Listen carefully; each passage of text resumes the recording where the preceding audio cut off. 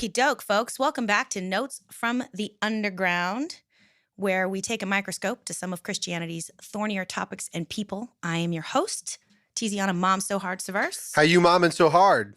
Shut the front door. I ain't trying to heat the outside. You don't even pay the bills in this house. Shut the door. My sister, that shut the front door reference, my sister used to say, shut the effing front door, but she said the word, you know? Yeah, and I was like, I think you missed the point. You like, yeah, you're not supposed to, yeah. It's a euphemism. Because shut the front door. And you're supposed to avoid saying the F word, but she missed it. Well, have you not seen Tim Hawkins? It's a long time ago. Christian cuss words? Oh, no, but I have seen a reel. My sister sent me a reel of like when you're YouTube saved. it. Yeah. He did it. He put it out on social media, Facebook, saying, hey, what are your Christian cuss words? And he does them all. Oh. And it is pee your pants. Hysterical. And as a mom, Yeah. I already have that problem. Yeah. Is pee your pants funny? Nothing I'm gonna like send you a reel my incontinence. sister sent me where it's like when you're saved, but you still have to, still have the devil in you or Fart whatever. knockers. Yeah, and it's like this woman who every time she wants to cuss, like she sings like a gospel song instead that has a similar like word to start. It's hysterical. Anywho, to my right, I have Rick, the Podfather Welch. I like that one. I'm going to make I you like a that one. podcast you can't refuse. Yeah. And sitting next to him is Sarita, the Edge, Edgerton. Thanks for having me today. I'm so glad you're here. And behind the glass, Rockaman Andy Bishop. She's was a living good on one. the edge. Yes. And his apple. Living on That's the right. edge. I And will his cat. I will mute my microphone before I start crunching into this apple. Yeah, that's a good idea. That's a good idea. Although you don't mute mine before I burp. I should start putting up a finger every time I'm in a belch. So you can just give you an advanced warning instead of making you do that in editing. Yeah. Although you might enjoy it. I don't know. Most of the time, listen, if it makes him you laugh, do he you, leaves butterfly. it. I don't want to tell you how to live your life. So, in any case, folks, we are jumping back into Ruth. We have been studying Ruth for quite a while. We've gotten through chapters 1 and 2 and chapter 3. In the last episode, we went ahead and did a quick recap, but I'm going to avoid that today. And I'm just going to ask that if you are brand new to this conversation, that you stop now and go back and reread, because we have covered, or re-listen to those first 3 episodes. We have covered so much historical, cultural, spiritual significance that it's going to be difficult to encapsulate all of that into a quick recap. Additionally, in the last episode, we spent over an hour just in Ruth chapter 3 because there is so much rich information and room for speculation, and more importantly, room for the revelation of the glory of God. So go visit that real quick, and we'll wait for you right here. Now, if you have already followed Tiziana's along, giving me eyeballs because I'm intentionally chewing apple into the microphone because I'm like, I don't know, it might be an interesting sound sample later, but it's muted so they can't hear it. But Tiziana's looking at me like I'm mad. I'm like, what kind of dark magic are you doing over there that you're like silently eating an apple? Literally the most impossible thing to do. You can silently eat a lot of stuff. An apple, it ain't one of them. Nope. Yeah. It is not. But in any case, so there you go. That's what I was expecting. That's what I was That was a expecting. good soundbite, actually, dude. Literal soundbite. Oh, But it was a soundbite. Oh Yes. man, so cheesy. All right, so before we jump into Ruth chapter 4, we are gonna recap quickly where we were at, because I don't know that we fully settled the end of Ruth chapter 3. Where we left off was the debate was raging about whether or not Ruth and Boaz sort of banged it out that first night, or whether or not, funny. well, I mean, Yeah. just that's how the kids these days say it, or whether or not he was just so impressed with the fact that within the environment of the threshing floor and an erotically charged environment, she was looking good, she was smelling good, she'd been mingling and circulating. We don't know whether or not his response to her being faithful and loyal and all the things he said, and what you could have gone after a younger man or a rich Right. man, but instead you chose me. We don't know whether or not his desire to get up quickly the next day and get this whole thing sorted Yeah. was because he wanted to get the deed done. And we don't know. we gotta be careful not to put the high Christological viewpoint of Christ all the way back into his lineage, because Yeah. his lineage was messy, and Sure. so just like you said with Yeah. Judah and Tamar, it's not it's easy to look back and say, well, no, Christ was righteous, and so therefore his lineage had to be. It was not. His lineage was a train wreck, and I think that's the point. Well, and also, when it comes to whether or not Ruth slept with Boaz, where it says she approached him secretly or stealthily, we'd have to look up the Hebrew there to find out what exactly that word means. Would you like me to do that right now? I would love for you to do that right now. So what would have happened if Boaz hadn't have gone down to the threshing floor that night? Yeah. He would have been ruthless. Oh! That joke made its way back. Oh, I'm Yeah. so glad. Oh, man, Sarita, I was like looking at you eyes wide. I was expecting you to drop some knowledge, but no, it was just a good old-fashioned punny joke. I love Sorry. it. No, don't be She sorry. probably I I'm was mad. trying to cover him looking up the Hebrew word. Yeah. She was going to take a Moabite out of somebody else. Yeah.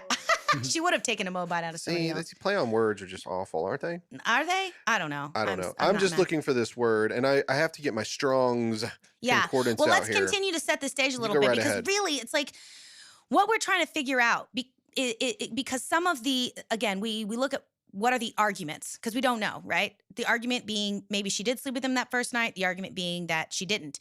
If she did, one of the reasons why people have a hard time absorbing that is, again, because it would be like seen as unrighteous or it wouldn't have been holy and all this other stuff. However, when Tamar dresses as a prostitute, sleeps with Judah, her father-in-law, and then when she becomes pregnant and Judah wants to stone her, which would have been what would have happened, and she produces the cloak and the staff that she had taken from him as quote unquote payment and says, all right, if you're going to stone me, then you're required to stone the person who made me pregnant, which is also a law in Leviticus later on. He's like, oh no. And what does he say? He says, you are more righteous than I. So in that, and we can look that up too. But found in it. that, go ahead. What's the Hebrew word there? The Hebrew word in the King James Version, it's used as she came to him softly. And Oh. the Hebrew word Ooh is la lot. And it is properly secret by the implication of incantation. I thought that was interesting, or enchantment. Oh, okay. So there's It's almost like she came to him under the cover of night, and yeah. in a secret way. Like she did not want to be seen Yeah, by she- someone. yes. When she came to him, Yeah. she was She didn't not want going to be other seen by people other to see people. them. Girl, her you a doing it. gold digger? Which is the same way- which is also the way that he sent her out. Yes. Remember Before that? people Right. recognized one another. Yeah, so she came in before anybody could see her. So, So there were bodies laying on top of bodies. and- if she was out there on the floor kind of like living it up, doing her thing, and he saw her and all that stuff, then as the night went on later on, then she didn't want anybody else to see her, but she went to him in a Right. secret way. Interesting. Well, so essentially what we're experiencing when we read that particular moment then is like this extraordinarily like intimate experience between these two people. They didn't Mhm. want anyone else's eyeballs, anyone else's interfering. Have you ever sat down with a lover or a really, really great friend after a party? You know, Oh, the yeah. party's raged, and then it's afterwards. Oh, you guys yeah. are just. Have you ever had one of those talks? Yeah. Some of that's the the best talks of intimate my time. life happen. Yeah. But That's there's how I met my also husband. Yeah. Very good. Then we had the wedding. It was all exciting. Then we went and sat on the dock afterwards and talked all Yeah. night. Yeah. That's a great way. there's also something to be said again of the intimacy of pillow talk, Yep. That's a good point. which is what's happening. I mean, whether or not they had sex. To a lot of people. There's a lot of pillow talk going around that threshing floor that night. Yeah, well, exactly. Well, or I don't know. See, that's the thing. I don't know if prostitutes spent the night on the threshing floor and then got up and went in Probably the morning, not. or if they just collected their pay and went. Well, it I don't said know. before people recognized one another. So was that, hey, you slept with that prostitute and you slept with that prostitute and you, or was Or it it just the might have men been- recognizing one another? It might have been, and I don't know. So listen, Probably I'm- just means like daylight. it might have also been that that's when they collected their pay based on where they landed. I mean, I don't know, because I'm pretty sure it wasn't like orgy style, right? The threshing floor is a No, wide no, open nothing like place. that. So, right. So it's possible that the choosing of the partner happened, but then like the actual deed didn't go down until the lights were out and everyone was asleep. So if you stayed there that night, when you woke up in the morning, maybe that's when you got your pay. We need an expert on ancient Near East prostitution Yes. to come tell us, because when it comes to Judah and Tamar, that's why she kept the staff and That the would cloak. be Dr. Because Ruth he didn't have any Westheimer. money, right? He didn't have any money yet. He was on his way to get his sheep sheared, and he would have had money. It's possible with listeners that one among them would, know the answer to that sort of question. historical data. Yeah. Right. Yeah. And then, and I'm also reading Genesis 38. I'm just kind of like, now it was about 3 months later. So what I'm going to read real quickly is the story of Judah and Tamar. I enjoy that the heathen in the room is right here because Heathen in the room. I know that he doesn't know what we're talking about half the time, but it also means that I don't. It's true. Yeah, but also that means that when I explain it to Andy, there might be someone else out there who also has no idea what I'm talking That's about. right. That's part of my job. Right, that's part of your role here on the show. So when we talk about the story of Judah and Tamar, I'm about to read how that story culminates. It's in Genesis, which again, that's well before the law. Genesis 38, verse 24. Now, it was about 3 months later that Judah, who we had already discussed, slept with his daughter-in-law who was disguised as a prostitute because he would refuse to fulfill the Levirate law and give her his son to give birth for his children because her previous husband, his older son, had died 2 times. Anyway, so he sleeps with her, and it's about 3 months later, which is when she starts to show, because I didn't have pregnancy tests back then. Yeah. The only indicator was whether or not you stopped having a period and whether or not you started to show. So it was about 3 months later that Judah was informed, your daughter-in-law Tamar has prostituted herself, and behold, she is also pregnant by prostitution. Then Judah said, bring her out and have her burned. It was while she was being brought out that she sent word to her father-in-law saying, I am pregnant by the man to whom these things belong. She also said, please examine and see whose signet ring and cords and staff are these. And Judah recognized them and said, she is more righteous than I, since I did not give her to my son Shelah. And he did not have relations with her again. So Dude, so I just there's- found out something. Go ahead.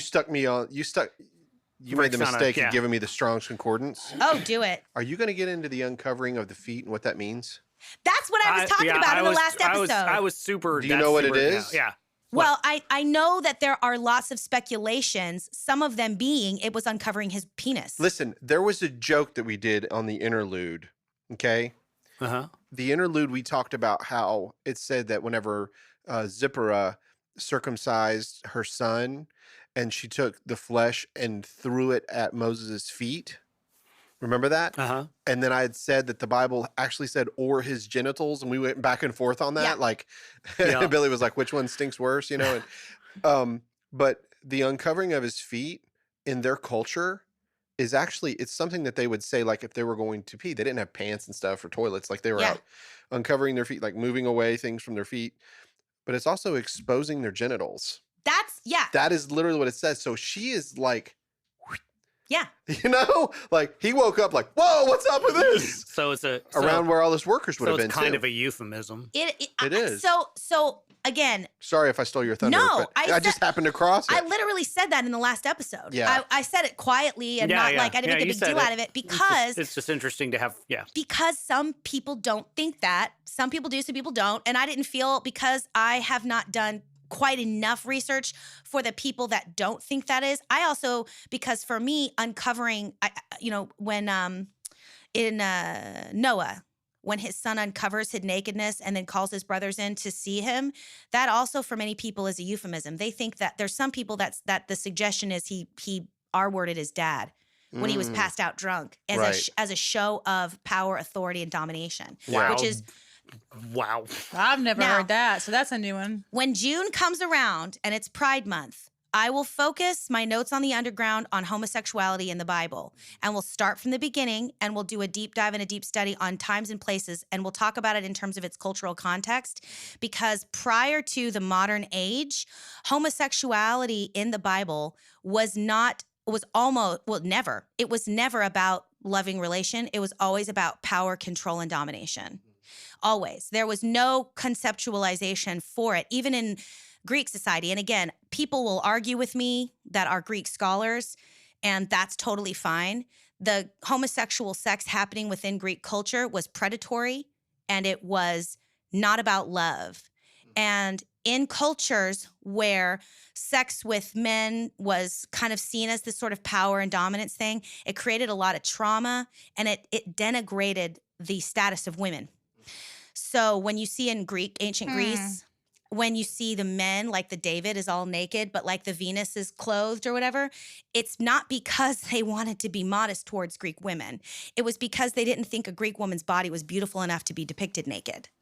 Because So don't get me started on the Greeks. Yeah. And again, Greek scholars out there, apologize to you, but don't get me started. It's all Greek to me. Don't get me started. I've read and heard all this, so I'll be interested to see where you head with that. Yeah, and we can talk about it. We'll talk about it. And we can do that in honor of Pride Month because, spoiler alert, I don't think the Bible says what we think it says about the consensual, loving, committed relationship of two consensual adults. There's a lot of people that disagree. I've talked to a lot of different people, and it's going to be hairy all up in the studio, and I look forward to it. It's great radio. Let's have some fun with that one. Yeah. Well, and we can call in other people too if you want, because I mean, like I said, I've done it.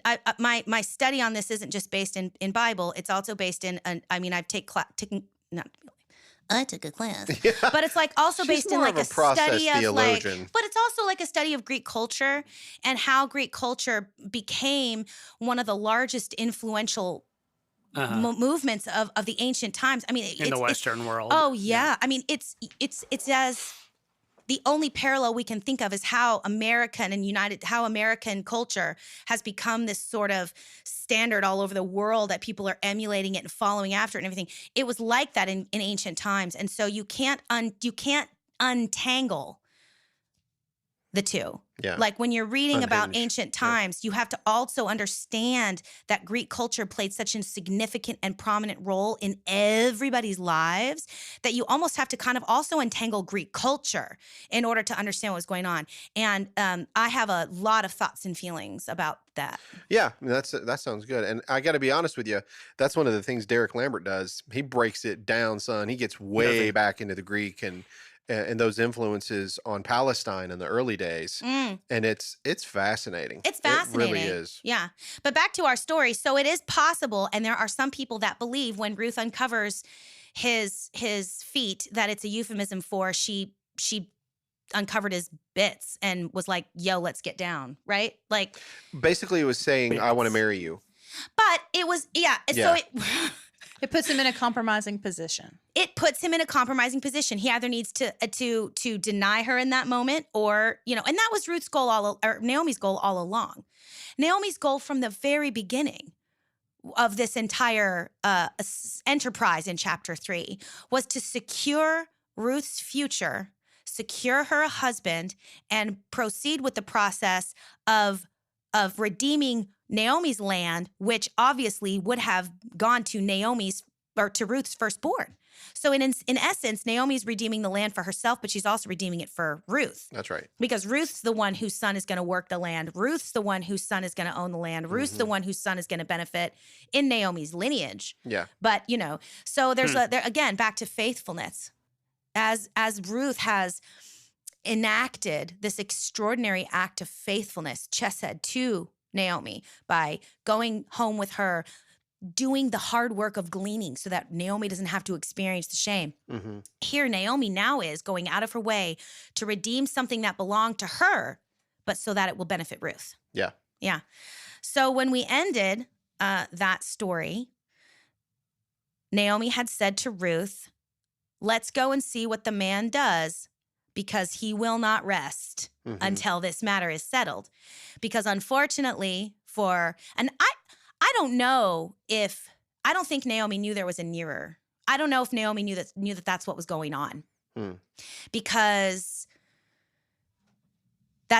she says, oh, well, let's wait and see what he does then, because the man won't let it rest until it's done. She knew that he was honorable enough. I think she knew exactly what was going on. I think she knew there was a nearer, and I think she knew to go to Boaz's place.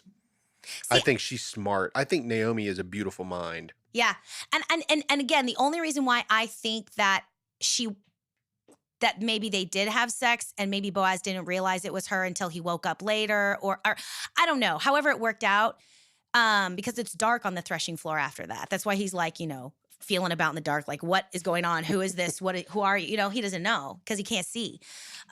So I'm curious if two things. If Naomi did set Ruth up to potentially have sex and potentially become pregnant, knowing, like we just read in the in the story of Judah and Tamar, if she had become pregnant by prostitution, she would have been burned to death. Right. But if she did sleep with Boaz, it could have been, we need to settle this right now because I honor her, I care for her, I don't want to see her suffer. I'm the one that slept with her, or whatever. Yeah, so And you have two ways of looking at the protect her. urgency. It's either urgent because of the bad way, or urgent because he loves her and it's very pure and honorable. Either way, he loves her and it's pure Either and way, honorable. it's I don't happening. even think it's I don't think it's bad that he would want to, Well, if he just doesn't want the nearer to get pissed off because of what he did, or he wants her to get married and have sex with the near as soon as possible, so that they can at least say it was if she gets pregnant. Because we don't know. The thing is, they don't know if she got pregnant or not. Mm-hmm. Like, he is not aware of what happened. Isn't that kind of like the way David handled Uriah with Bathsheba? Remember? Right. He's like, all right, get them together. So just because he'd already had sex with Bathsheba, so he's like, let's get them together. And Uriah was so honorable. He's like, I'm not even having sex with my own wife when my guys are on the front line. Exactly. You know? So it's possible that Boaz was trying to do that. This way. That was their culture. They thought this way. Yeah, hurry up and get her married. This was and long let before her... David, right? It is.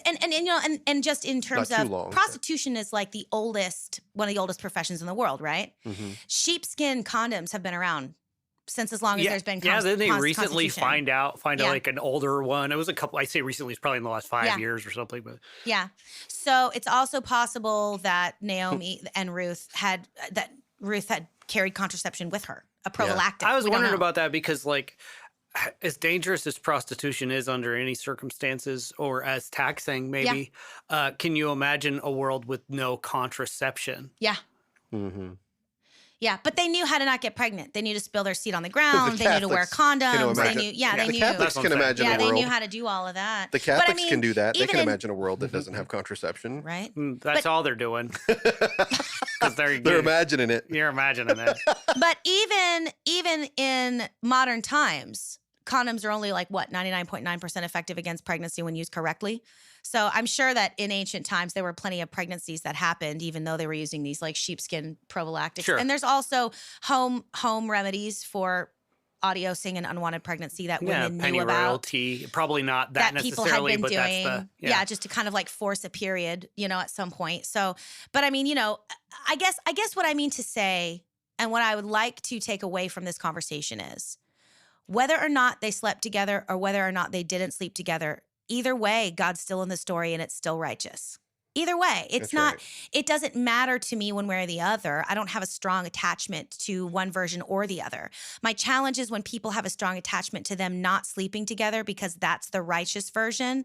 Whereas Tamar sleeping with Judah, his literal words are, she is more righteous than I. Because, that's right. Well, when I teach history and I teach for my homeschool co-op, one of the things I start out the year by saying, because we're doing U.S. history this year, we cannot put our morality on 400 years ago, on 1,000 years ago, on what we consider our moral standards of today may not have been even close to what the Moabites, the Israelites, these people I would say were that's doing back absolutely then. True on a number of fronts, right? Well, yes, and so we talk about it in the lens of talking about slavery and African American issues and things like that.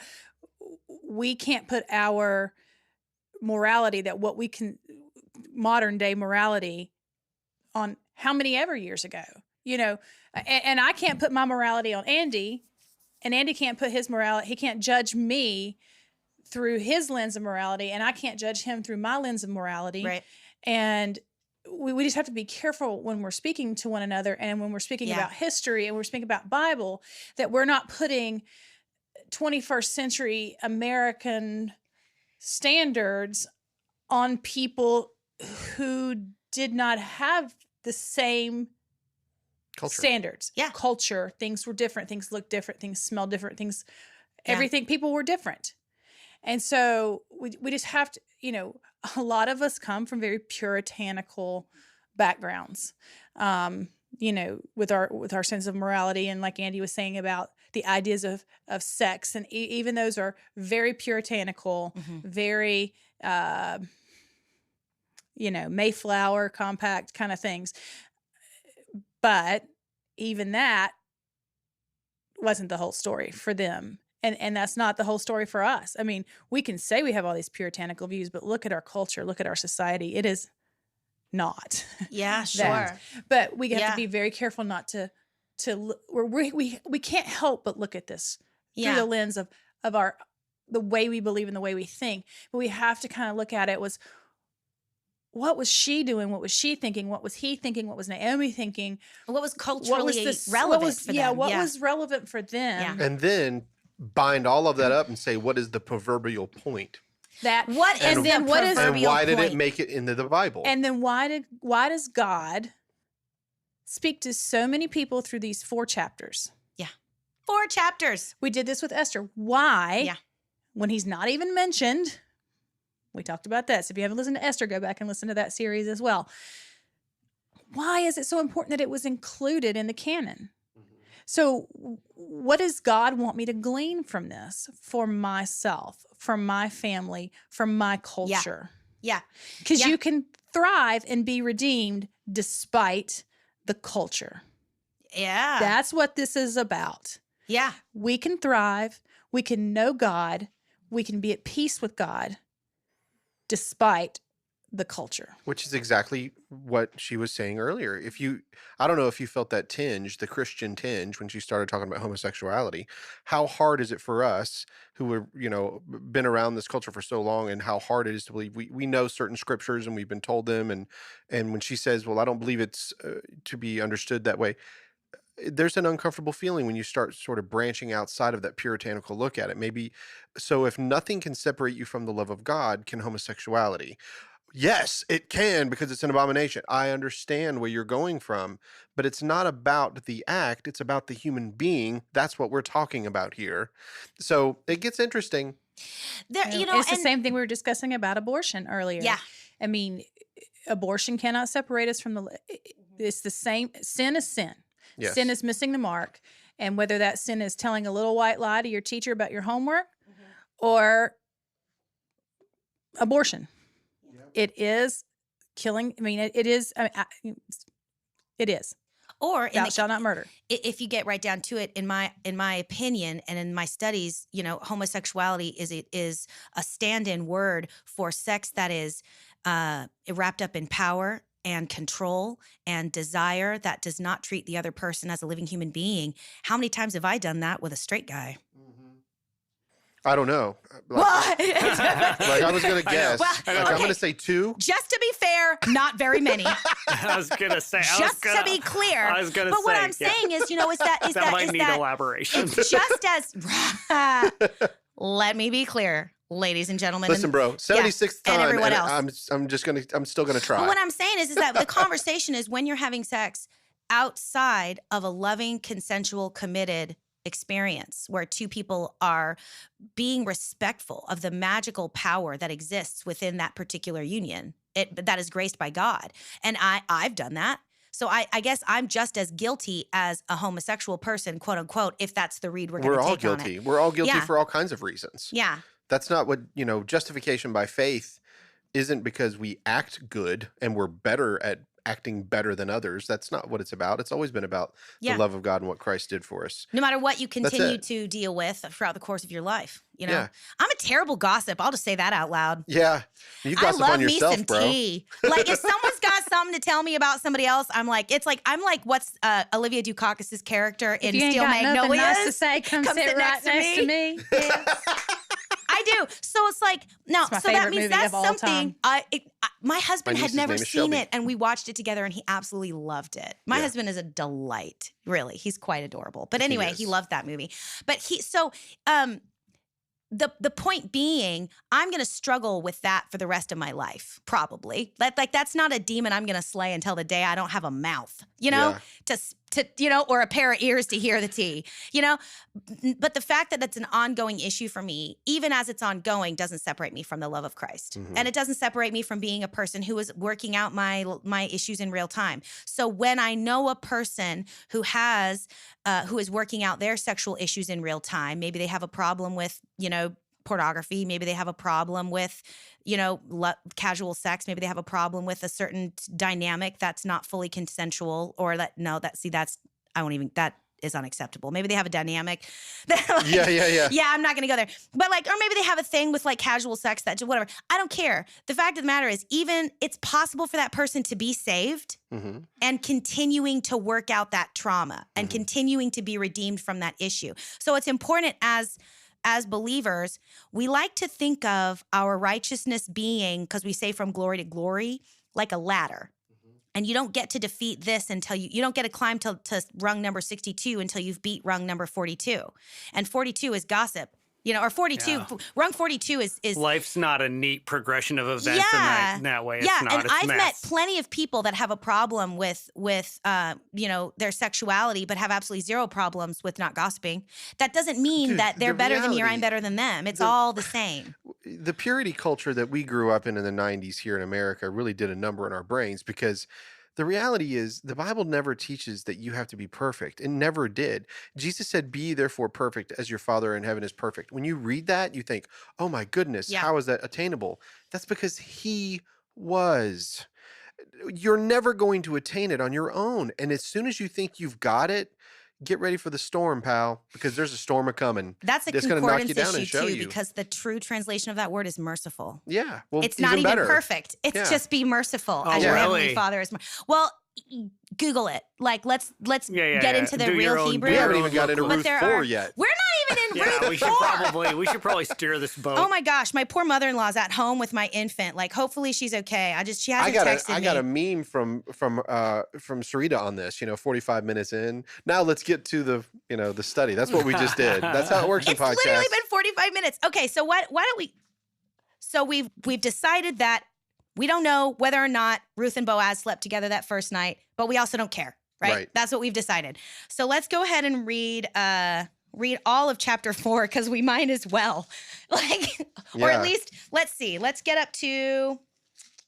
Listen, if this has to be a part 5, so what? It might have to be a part 5. So what? This has been some good stuff. This gets really interesting. So let's see. Let's at least read up to verse 11. Just do you want me to read it? Rick, you haven't read yet. Let's let Sarita read. Let's let Sarita read. Now Boaz went up to the gate and sat down there, and behold, the Redeemer of whom Boaz spoke was passing by. So he said, "Come over here, friend. Sit down here." And he came over and sat down. Then he took 10 men of the elders of the city and said, "Sit down here." So they sat down. And he said to the Redeemer, "Naomi, who has returned from the land of Moab, has to sell the plot of land which belonged to our brother Elimelech. So I thought that I would inform you, saying, buy it before those who are sitting here and before the elders of my people. If you will redeem it, redeem it. But if not, tell me so that I may know. For there is no one except you to redeem it, and I am after you." And he said, "I will redeem it." Then Boaz said, "On the day you buy the field from the hand of Naomi, you must also acquire Ruth the Moabitess, the widow of the deceased, in order to raise up the name of the deceased on his inheritance." Then the Redeemer said, "I cannot redeem it for myself, otherwise I would jeopardize my own inheritance. You redeem it for yourself. You may have my right of redemption, since I cannot redeem it." Now this was the custom in former times in Israel concerning the redemption and the exchange of land. To confirm any matter, a man removed his sandal and gave it to another, and this was the way of confirmation in Israel. So the Redeemer said to Boaz, "Buy it for yourself." And he removed his sandal. Then Boaz said to the elders and all the people, "You are witnesses today that I have bought from the hand of Naomi all that belonged to Elimelech and all that belonged to Chilion and Mahlon. Furthermore, I have acquired Ruth the Moabitess, the widow of Mahlon, to be my wife in order to raise up the name of the deceased on his inheritance, so that the name of the deceased will not be eliminated from his brothers or the court of his birthplace. You are witnesses today." And all the people who were in the court and the elders said, "We are witnesses. May the Lord make the woman who is coming into your home like Rachel and Leah, both of whom built the house of Israel." Let's stop there. Or go ahead. Sorry. Never mind. Go ahead. Might as well. There's only a few. I felt it when you did, because when you see Leah and Rachel, you're like, oh, we got to hone in on this. We got to chat. No, but you might as well finish it. I'm sorry. "And may you achieve wealth and Ephrathah and become famous in Bethlehem. Oh, they do. Yeah. So I mean, Boaz is a freaking genius. he takes a page from But Naomi's book. Please Destiny. read the next verse. Please read the yeah, next finish it. verse. Yeah, you just said finish it. 11, so Yeah, I I did. stopped. Okay, Read well, the go ahead next and read verse, 12. please, You go ahead and read because 12. it goes on with what you said earlier. Yeah. Okay, so the men are still speaking, affirming his. Yeah. Here, what was verse gonna do. 12. Verse 12. Moreover, may your house be like the house of Perez, whom Tamar bore to Judah, through the descendants whom the Lord will give you by this young woman.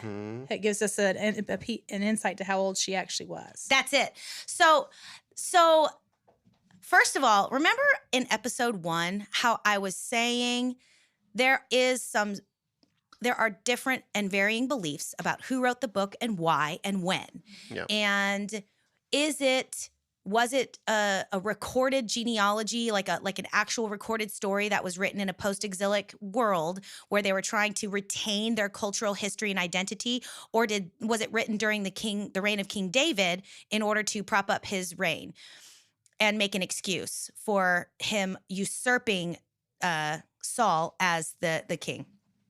And one of the arguments is that their names are too coincidental. Like, Orpah literally means back of the neck. Malhon means sickness, and Chilion means spent, and all this other stuff. The Hebrew word is so-and-so for the kinsman redeemer. It's literally like some guy. That's literally awesome. like they didn't even bother to find his actual name or who he was. The Hebrew word there is literally translated as like old so-and-so. Some dude. Great. Yeah, which I think is really funny and kind of like lends to that whole kind of like maybe some parts of the story were like filled in with some creative license. Can I just say Mhm. that I love the way Boaz draws so-and-so in? I do. Can I say, as a sales rep, Yes. I'm a real estate agent, I love the art of negotiation. Yeah. To me, it's what makes sales great. So he draws him in by saying, there is this piece of land. It is needed to be redeemed from Naomi. And the guy's like, yeah, okay. I got some new land. I'm going to be rich and da da da da. So I'll take it. However, Yeah. there's a pause and there's a but Yeah. or a however or whatever he uses there. You must take Ruth, the Moabitess. And that's Can you imagine- why the lady can you imagine is a this- tramp. Can you imagine this? Can you imagine the so-and-so's face Oh yeah. when he hears this? And he's like, wah wah. He's going to lose his inheritance. Why? yes, because it goes, Why does he lose his inheritance? Do you know why? well, because he is redeeming No, but- Mullins. But when he takes the woman, then he loses his inheritance. Do you get why? No, you noticed I that? do not. I did I'm notice so that. confused. But I I did notice noticed that, but I thought it was because he. Because it's in his family's decision making. Because it has nothing to do with the redemption, because Boaz is able to redeem her. No problem, right? This means that his father is not going to allow him to inherit his things if he takes on a A Moabite. Moabite. I mean, that It's makes that sense. simple. They're a Oh, racist. There you go. And Yeah. Boaz was not. Yep. And the other thing is too. So that no also, matter how pretty she It's like was. Jim Crow right? of Palestine. Exactly. Yep. He would have. Exactly. So he would have nullified his own stuff. But I'm gonna cut you off. which is interesting. Exactly. Yeah. But You ain't gonna bring up that tramp also up in here? because this also goes back to what we were talking about when we read Deuteronomy chapter 25, verse 5 through 10. Right. When the description of the Virite marriage is given, and if a brother says, no, I don't want to do that, the woman has the right to remove the brother's sandal, spit in his face, and call him a name in front of everybody. And in front of, what's interesting, I think it also at that time is 10 Israel. So Boaz was very judicious when he collected 10 elders, because that's also prescribed that if something's going to be done, it has to be done in front of X amount of witnesses. So he just kind of casually brings in the elders, like, he's like, oh, let's just talk about this piece of land, but it also means that his marriage to Ruth was recognized and acquiring her was approved of at the same time. It was like a double whammy. He knew how, this dude operated within Smooth the word. operator. Right. Within the word, I right? was trying to fit one in. He knew the word verbatim, and he operated within the word. Yes, he did. He was not stupid. No. Naomi was a beautiful mind. Yeah. And Boaz, this dude was serious. Like he was the word He understood the made law. flesh. Yeah. Well, I also love that Catch that? the Lord That was pretty smart. the Lord is also seen here as well.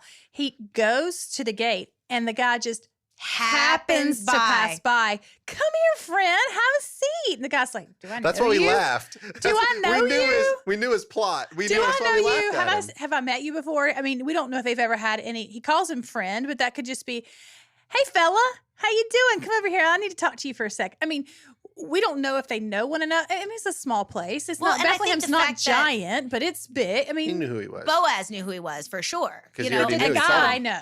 well, that's the thing. We don't have much information Yeah, on it's old hard to so and say. so. He He's just some speaks. guy. So. Yeah. So and I so love it. speaks, but he's very general in the way he speaks about it. Yeah, I'll That's take good. it if it's a piece of land. I got this. Well- but now you have to marry this lady. Oh, See, I think that this That's guy a was deal breaker. greedy. Yes, that's where Oh, I'm he was going with definitely it. greedy. He saw the opportunity to obtain land Mhm. Yeah. and And- expand his wealth. expand his wealth. Now, it's possible that this guy already had wives and kids and children, and he Mhm. didn't want to mess with his own inheritance because he didn't want to bring strife into his own household by bringing somebody else in. Mhm. And then it would have jeopardized because that piece of land that he thought was going to go to his sons and become part of his inheritance Goes to hers. would have actually gone to her sons under. Mhm. Well, actually, and here's the thing: In they would have gone Mullen's to Naomi's Yeah. sons. Mhm. That's the thing. So he would have within the construct. So both he would have maybe lost his inheritance for marrying a Moabite, but also this chunk of land would have caused strife within his own inheritance because it was this. They would have tilled it, and they would have managed it. They would have probably made money on it all Right. these years, Yep. and then at the end of when It's quite possible it's not Ruth's racist wife, at all. It could no, be I just think that it was. reason. I think it was. But it could be your reason too. I think it's though. both Yeah. because then they would have the sons because we don't know. Again, Boaz is older than Ruth. This is discussed. We don't know how old so and so is, and we don't know. But the fact that he was passing by the city gate and like coming in to chat, it seems like he probably was also a person of standing that had the right to be at the city gate, like having chit chats where all legal matters went down. You know. He also So- had something to lose. Not Yeah. everybody would have had an inheritance to lose. So it might have been more along the lines of, oh, okay, yes, give me this land because I'm greedy. But then he's like, but you also are going to have to redeem her. And then he thought, and he did. And he does What I again like- bring out she's a Moabitess. Yeah. And what I like about Boaz's strategy here, like you said, the art of the sale, he tells him what he wants to hear and lets him get all excited about the prospect of it. And then when he reads him the clause, Yeah. the guy just rejects it. Whereas if he had led with the clause, the guy might have been mad, feeling like Boaz was robbing him of land. Yeah. So in this way, the guy openly and in front of everyone denounced his right to the land Yeah. before. You know what I Oh. mean? Because he said, "Yeah, I'll take it." Oh wait, no, I don't want it. Instead of saying I don't want Yeah, Ruth, so he he's said like- I don't want the land. Yeah, he gave him a So chance. there Because was- I don't want Ruth. Right. God, that was a good move. That That So was now- a good Slick. move. You're It is- right. this story is so good. Yeah, This it is. one of my favorite books, and it's because of like all of these kind of like beautiful. Because what does the Bible tell us in the New Testament? That we are to be wise as serpents, but harmless. innocent and harmless as doves. Boaz didn't cause so and so any harm. Not at all. Boaz He didn't was do giving him anything the world. wrong. And he could have lost right. everything that he wanted. Absolutely. And the hot girl. Yeah. Exactly. And so now Boaz is free and clear to acquire. I mean, she'd already not seen his just- feet. She already knew what she was getting into. I don't Yeah. I don't like feet. So like- Yeah. I wonder if that's where we could just stop right Yeah, there with the just feet. I leave wonder it. if that's where we get the old There are saying some of, people, Sarita. you know what they say about men with really big feet. Oh yeah. I wonder if that's where it comes from. Huh. Wow. Like there is such a it could be. It could be. I don't know. It feels like a stretch. I agree, I guess. But maybe it is not where it came from, but maybe it's one of those things that's existed for as long as I mean, people had yeah. words for She it. pulls off the shoe and spits in his face. Well, If no. this was a size 11, yeah, right. Oh my gosh. Sorry. Well, and I also find it fascinating that, like, so they do the whole process of removing the sandal, and this is how the law is sealed, that this, so-and-so takes off his sandal and gives it to Boaz, which is interesting because they, the rabbis say that's a completely different thing. But, just in the way that culture grows and moves and shifts and changes, I think it's fascinating that she would have been able to remove his sandal and hit him with it and spit in his face. But now here, this guy willingly removes his own sandal, and it's the deal is sealed. So in this Do you remember when that happened to George Bush? Yes, and in the Islamic, in the Islamic when culture, they picked up the shoe and they threw it at him. Yeah. Oh, did you know that there's a like a 5-foot sculpture of that shoe somewhere in the Middle East? I learned that the other. I can't remember where. But that guy must have had a huge. No, I'm just kidding. Yeah. Sandal. Bigfoot. Sandal. He's Bigfoot. No, thank you. I wonder if that's where it came from. Yeah, maybe. Anyway. Wow, man, we digress. Yeah. Yes. Chasing rabbits. This, yeah. Why'd I chase that? Why'd I chase that rabbit? What did my friend Tamara used to say? My friend Tamara used to say something like that. It was like, why'd I chase that rabbit when she couldn't remember why she'd gone, where she went. Mm-hmm. But in any case, God, that was useless. Cut that from the. No, that was an Alice story. in Wonderland reference. Yeah, that's fine. No, for me, because I just started babbling and didn't make a point. I just talked for like a full 4 minutes and made 0 point. Just delete that. Anyway, back to the story.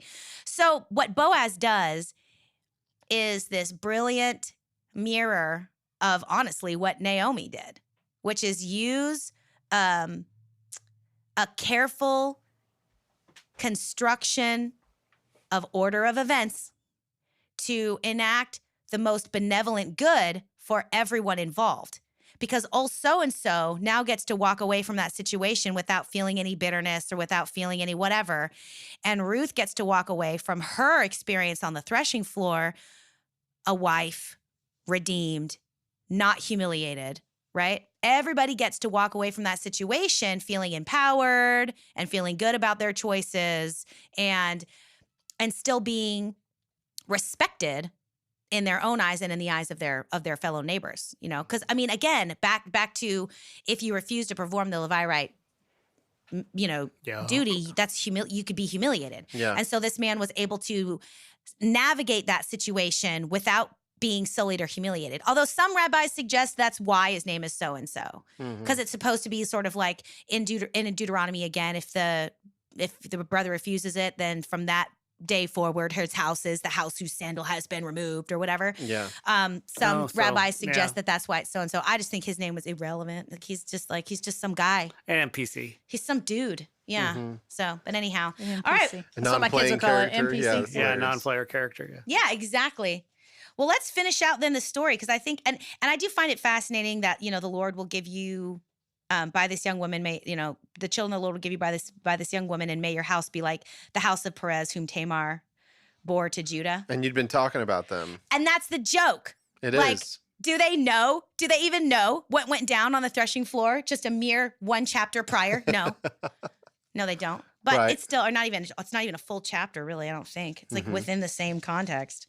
But they're basically aligning her with Tamar. Yeah.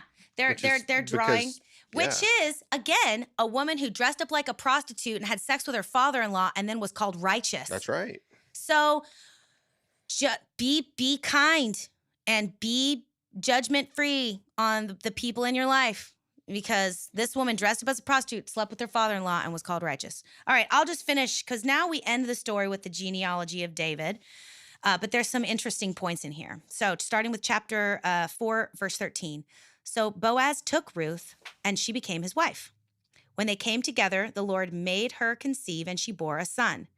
Then the women said to Naomi, "Blessed be the Lord, who has not left you this day without next of kin, and may his name be renowned in Israel. He shall be to you a restorer of life and a nourisher of your old age. For your daughter-in-law who loves you, who is more to you than 7 sons, has borne him." Then Naomi took the child and laid him in her bosom and became his nurse. The women of the neighborhood gave him a name, saying, "A son has been born to Naomi." They named him Obed, and he became the father of Jesse, the father of David. Now these are the descendants of Perez. Perez became the father of Hezron, Hezron of Ram, Ram of Amminadab, Amminadab of Nahshon, Nahshon of Salmon, Salmon of Boaz, Boaz of Obed, Obed of Jesse, and Jesse of David. And now you can honestly see there's two things that I picked up on. Number one, the Bible is clear that when she became his wife that they had relations. That tells me they didn't have relations before. I'm sorry. That's just where my brain is at. Not about purity culture. Yeah, sure, I'm sure, just sure, following sure. it, right? Yeah. And then the other thing is what I hadn't picked up on before is where it fits in this genealogy. Yeah. It's no wonder they'd mentioned Perez. It's because it's in his lineage. Well, yeah. I know, but I mean, I didn't notice pick that. up on You that. didn't remember that. I didn't pick up on that. Well, and the only argument I have with And that his dad was named after a fish. yeah, and they came together, and the Lord made her conceive, and she bore a son. See, to me, it just means that they didn't conceive until that moment, because even when David went in to comfort his wife after the child had died, it says, and he went into her, and they had a thing. Yeah. It doesn't mean that wasn't the first time. It's just that's the time that made Solomon. Okay.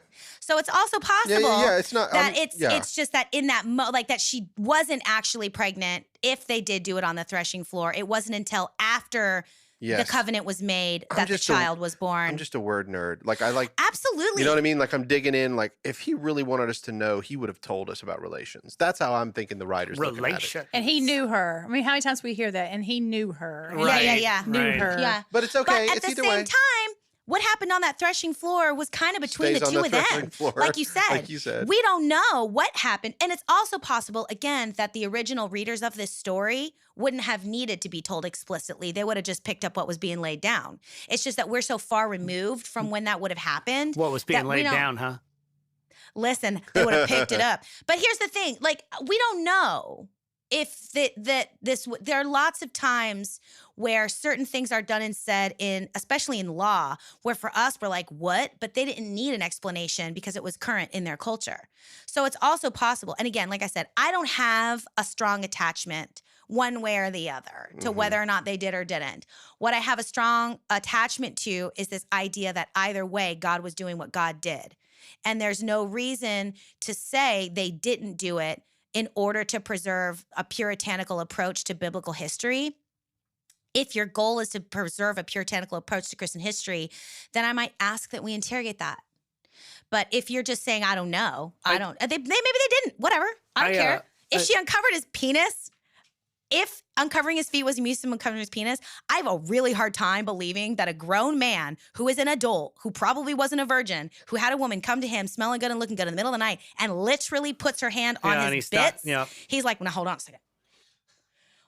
We got to wait for old But there are so-and-so. some men who have self-control. But there are some men who would. And Absolutely. I didn't even have to have a girl around. That's true. Neither did any of us. Here's the thing. Yeah. Well, not here's the thing. Here's a thing.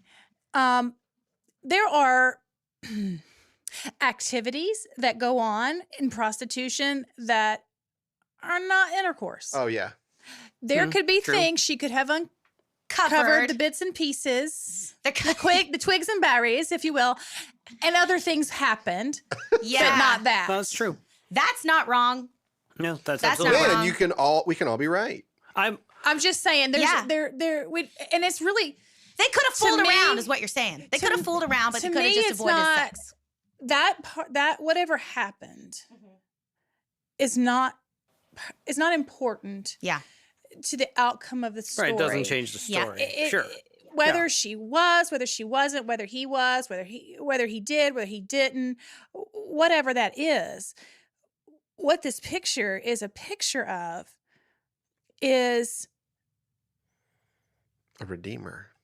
an unredeemable being redeemed by the Redeemer. Dressed in a Moabite clothing. Paying You know? a ransom, Yeah. if you will. Mm-hmm. She even my Bible, the Bible that I used that was Andy's, uses the word slave. Mm-hmm. Yours used servant. Mm-hmm. But the picture of God's ransom through Jesus' blood is a picture of paying for a slave's. You're buying that slave, Right. Yeah. and it cost Jesus Christ his blood. But if you go back from Jesus Christ, his kinsman redeemer bought this woman Mm-hmm. and basically made an honest woman out of her. Yeah. I think we've said that before. Somebody has said that before. He made an honest woman out of you. Well, that's what he did. and the ransom was paid, the redemption was made. She was, in the eyes of the Jewish people, irredeemable, but not in the eyes of God and not in the eyes of Boaz. So much to the point that she gets into the lineage That's right. of the Lord and Savior, The Jesus DNA. Christ. Yes. The DNA. And the Bible Yeah. says she is better to you, Naomi, than the perfection of 7 sons. That's right. Woo, girl. 7 sons, the perfect number. Yeah.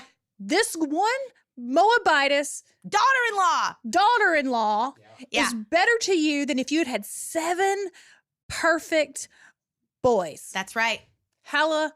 Hallelujah. You know what tell I me love? the Lord doesn't love women. You tell me right now course he that God does. does not look down on women and say, yes, I made a good thing. Lift him up. Something that I love too is that all of the neighbor women, it said, that came Mhm. around, said a son has been born unto, Naomi. never mentioned Ruth, And she No. nursed him. and she nursed him. She became his nurse. Hmm. How? Yeah. She must have not been very old either because she still hung the thing. Well, she said I wouldn't be able to make children for you. I'm curious about that nursing because I think No, she says. I don't think she was milking the.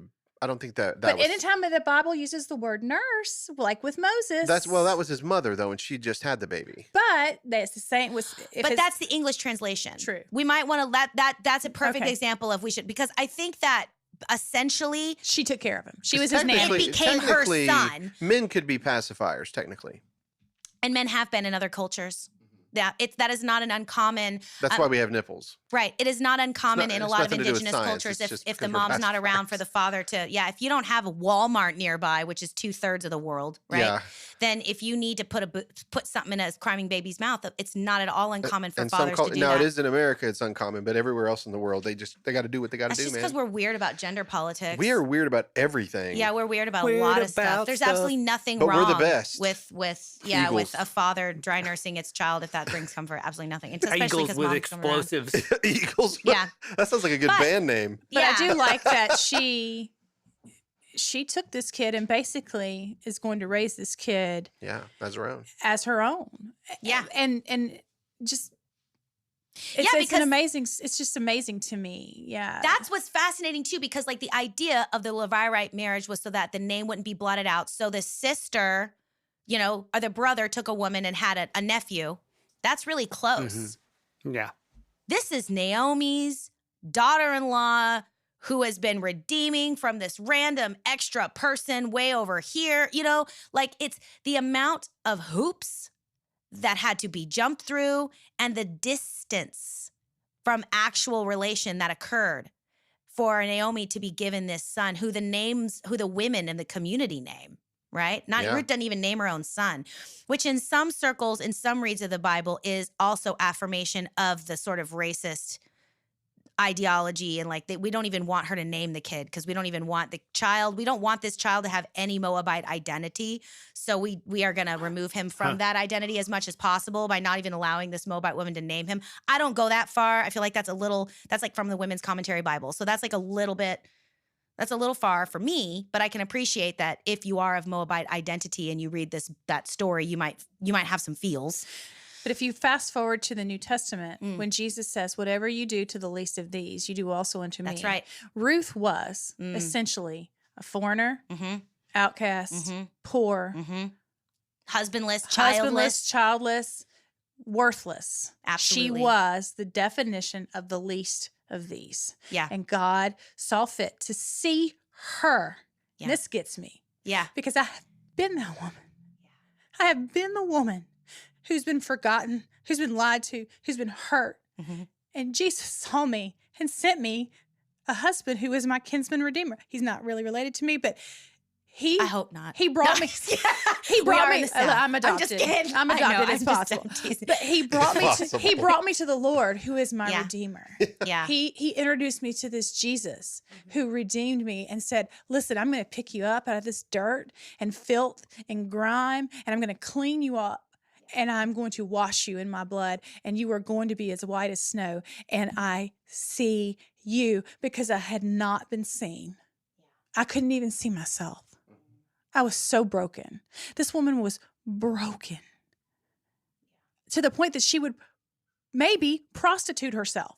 I have not been that broken. But- I gave it but away it's- for free. But Geez, if you were. I'd only known. That was great. Yeah, yeah, But I know she what you was so mean. broken. Yeah. And he saw her and Yeah. cared for her enough to pick her up and put her in the lineage of the Savior Include of the her. world. Include her. Include her. Yes. You know, I know. It just gets me. It I'm gets over me. here. I'm all teary. It's a beautiful story. And I Just I'm like so, Esther, it's a beautiful story. Oh, Do not I'm so sad I never got to be do- here for being a part of that. 'cause- do not. Mhm. And I tell my teenage girls that I teach at church, just because you're a 15-year-old girl or a Mhm. 14-year-old girl doesn't mean you don't have some worth to the kingdom of God. That's Now right. get out there and do kingdom business. Amen. That's right. Don't You are let somebody important. tell you that just because you're a young girl that you don't have any value or any worth, because Jesus sees you as he saw Esther, he saw Ruth, and right. they changed the As he world saw Mary. because they were faithful to do what he wanted them to do. And Mary, yes, because they were faithful. That's And it. they were worthy and they were women of excellence, despite what the culture had forced them into or made them into. That's right. So, and I try to tell them, be women of excellence. Mhm. Go forth and empower the kingdom of God. Just because you're 15 doesn't mean you can't do that. Yeah. Change That's your right. world. Don't wait for the world to change. You change it. And you don't have to wait for the world to be perfect to walk in it in integrity. You can walk in all kinds of places with integrity, like Ruth did. Ruth walked with integrity in that space. Yep. She did, and look what it got her. And what's also now, so this is just a completely random aside. Mhm. I also find it fascinating because it's not that far to King David. It's not that far. how it was you just Great named grandparents. it. Great grandparents. Obed, Great grandparents. Jesse, David. Yeah, that's even close. Granddad, dad. My And that was dad the father, just son. punched Speaking me of in my twigs and nut. berries. So it was The his cat just great, almost it got was him. his great grandmother who was Ruth, and then Yeah. it was great great grandmother who was Naomi. That's right. Very And- close. and He could have met them actually, Well, If and they that's had the lived, thing. yeah, to be older. but they could. Yeah. He could have met them. For sure. I want to find it because I prefer to say things. Let's see, I have to Google's it. It's in 1 Samuel that when David is running from Saul, that he goes and hangs out with and becomes a hired gun for the Moabites and for the king Right. of the Moabites. Was he with Ruth's distant family? I don't know. That's or what Orpah's family? Or like, okay, so I don't necessarily need to look it up. We can just like take it on my word that happens. Or do you want me to find it exactly? No, he hangs out in Moab a lot. Yeah. David yeah. hangs out in Moab a lot, and I think it's because he's blood related Yes. Yes. for sure. I'm sorry. I'm still Googling it. Family. That's the one thing I should have done before I came in here today. I was pretty good. Well, you could always put the onus on the audience to look it up. Oh, yeah. Go look David, it up. Go look Look up it where up David for goes to yourself. Moab. And you know that his great grandmother was from there. Yeah. Or someplace. And So I she's can't in the find annals it. of the history of the Israelite kings. I mean, Yeah. Yeah. And so, so I think that like that kind of lends a little like the way that the story ends and like the elevation of this Moabite woman, it also could be, again, back to that whole idea that it was written during the time of David to sort of justify his lineage and justify him taking over the throne because he usurped Saul He did. theoretically, even though it was God that did it, God did it. And it's a wonderful story about God choosing Well, who's it's- worthy. But it's almost like because he spent so much time in Moab, I wonder if his roots weren't that far removed, if there were some cultural ties, You and would- they had to find some way to make David's being 1/16 Moabite okay. you would I don't know. you would hear a similar argument about the book of Matthew, when it gives the birth narrative of Jesus, Mm-hmm. because in the book of Mark, it doesn't even mention the birth narrative of Jesus. It just talks about his rebirth, or the moment when the Spirit comes down on him in the form of a dove and he has the Holy Spirit and goes into the wilderness. Matthew goes back, and because they know that Isaiah has told him that a young woman is going to have a son, and you could say a virgin or whatever, but that had to be told. And so they go back, because the reality is when Nathanael heard about Jesus, and they were like, yeah, he's from Nazareth. He's like, does anything good come from Nazareth? I don't remember anything in the Bible about it. That's because he was supposed to have been born in Bethlehem, Ephratah, which is where this story takes place, Uh-huh. right? And which is the house of bread, which is David, which is where David, Yep. the house and lineage of David comes from. So It's interesting, you know, it's almost like the same thing happened to Jesus. Like they had to justify Yeah. who this king was Yeah. and how he was usurping Herod and or whomever else it would have been at the time. It's a long story of this same story. Yeah, it's which over is and over and favor over. It does being, repeat. It Yeah. does. Favor being chosen by God and related to the person's faithfulness to God Mhm. rather than their genetic and, you know, earthly right, quote unquote. Mhm. So, I mean, it's just fascinating stuff. I would like to pose a situation.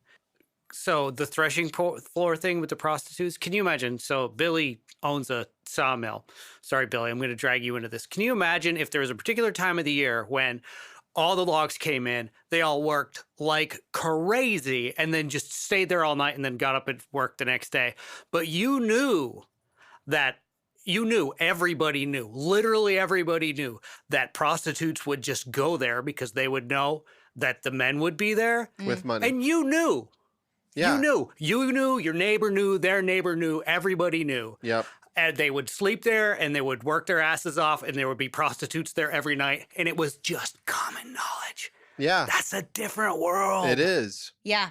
Yep. Well, and Because you that's- know your husband's laying in that threshing floor. Oh, some of them did. girl, I never even thought about that. Some of them absolutely would have. They would have known their husband stayed on the threshing floor, and whatever if he's right and everybody goes Yeah. down and knows that that's going on. Yeah, You everybody may would like have to known. think that your guarantee it. husband wouldn't do that. Yeah.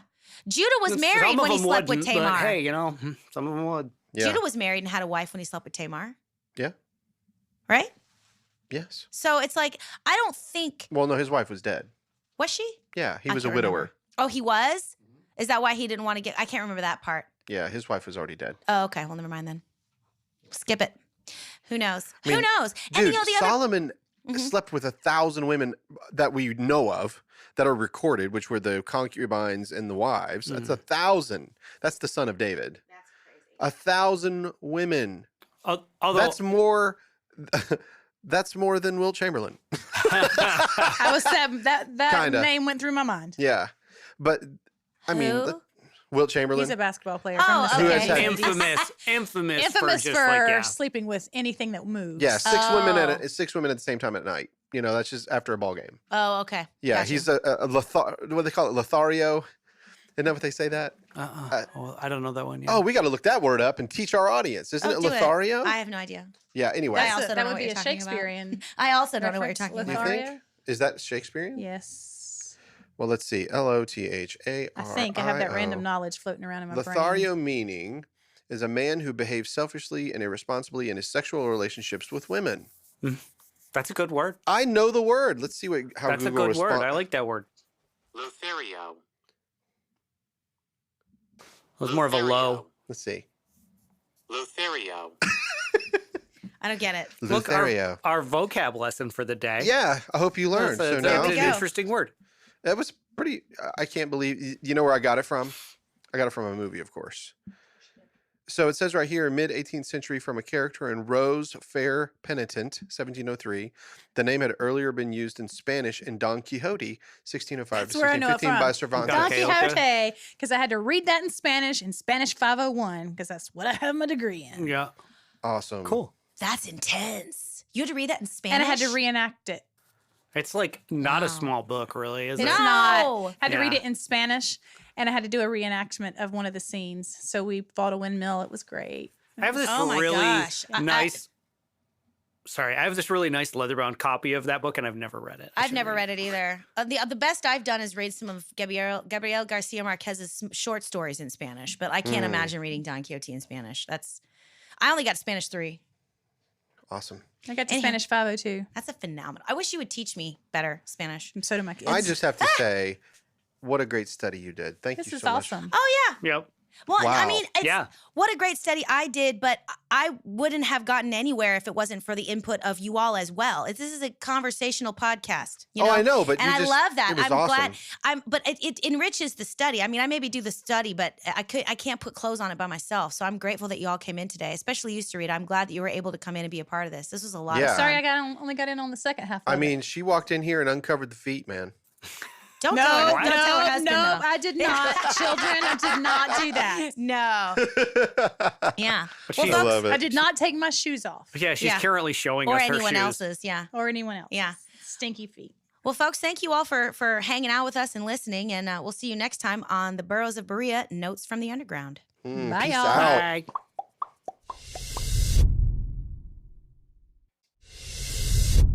Sure. It was still. It's still exploitation and Yeah. desperation wrapped in and around a woman's body who's the only person who suffers when that happens. correct. So Yeah. anyway, that kind of went on yesterday, but I just wanted her to What know. did she decide? She's going to keep the baby.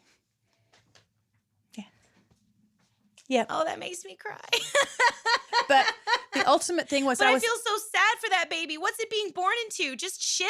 But I did share how much God loved her, Yeah.